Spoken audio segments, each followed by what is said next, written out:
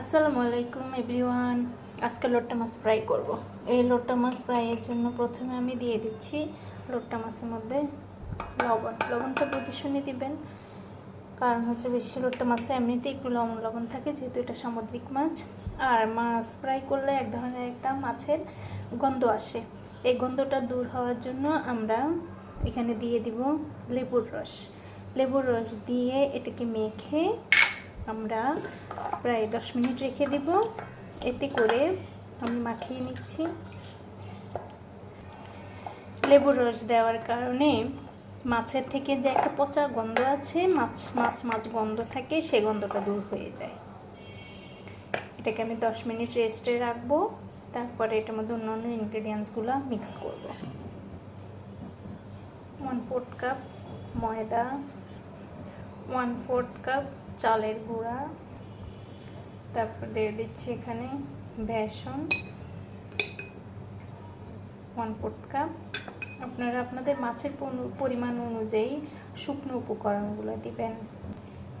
তারপর দিচ্ছি এখানে রসুন পেস্ট তো অবশ্যই দিবেন।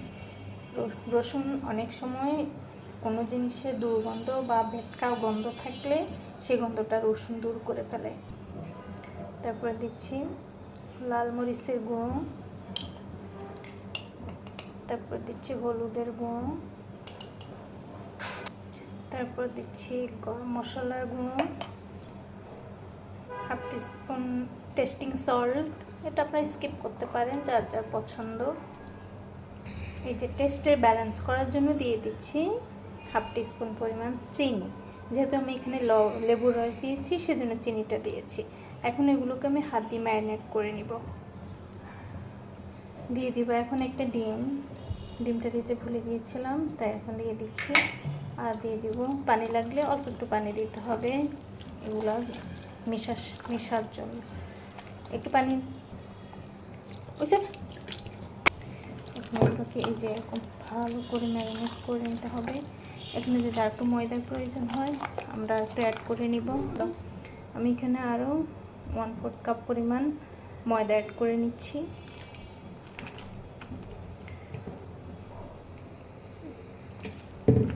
হাফ করে ম্যারিনেট করে নিচ্ছি ভালোভাবে। ম্যারিনেট করা হয়ে গিয়েছে আমার। এই যে দেখুন, চুলা আমি আগে তেল গরম করে রেখেছি, এখন আমি তেলের মধ্যে মাছগুলোকে দিয়ে দিই। এই যে দেখুন, এইভাবে নিব যেন এগুলোর গায়ের মধ্যে আটাগুলো লাগে, ঠিক এরকম করে দিব।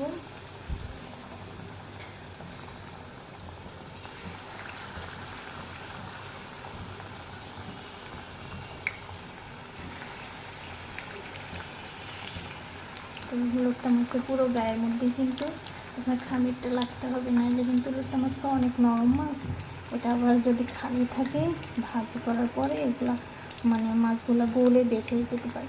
এই জন্য পুরো গায়ের মধ্যেই লাগিয়ে দিতে হবে। এটাকে একটু এরকম ফ্লেম দিয়ে আসতে হবে, তাহলে কী হবে আপনার খুব সুন্দর করে ভাজা হবে, ভিতরে কাঁচা থাকবে না। বুঝতে দেখুন, উল্টাই দেব। দেখছেন, যে জায়গাটা একটু খালি থাকবে সেটা কিন্তু আপনার বের হয়ে যাওয়ার চেষ্টা করবে, তাই এমনভাবে চেষ্টা করবেন যেন কোনো জায়গা দিয়ে খালি না থাকে। আপনারা এইভাবে লোট্টা মাছ ভাজি করে কিন্তু স্ন্যাক্স হিসাবেও খেতে পারবেন। অতিথি আপ্যায়নে পোলাওর সাথে, ভাতের সাথে বা এমনিতেও খেতে পারবেন, খুবই ভালো লাগে কিন্তু। এই যে এপিট ওপিট করে 2 থেকে 3 বার 2 মিনিট বা 3 মিনিট করে উল্টা ভেজে নিলে আপনার ফিশ ফ্রাই হয়ে যাবে।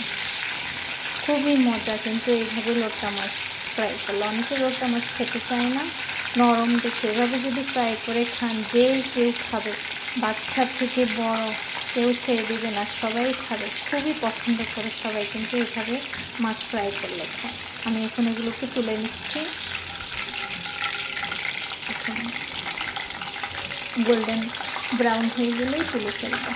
আবার বেশি পুড়ে গেলে কিন্তু আপনার ভিতরে উপর দিয়ে টেস্টিটা ভালো লাগবে না খেতে। একটু টিস্যু বিছিয়ে দিয়েছি যেন অতিরিক্ত তেলটা চুষে নেয়। এভাবেই আমি সবগুলোকে এখন ভেজে। দেখুন লইট্টা মাছ ফ্রাই আমার রেডি।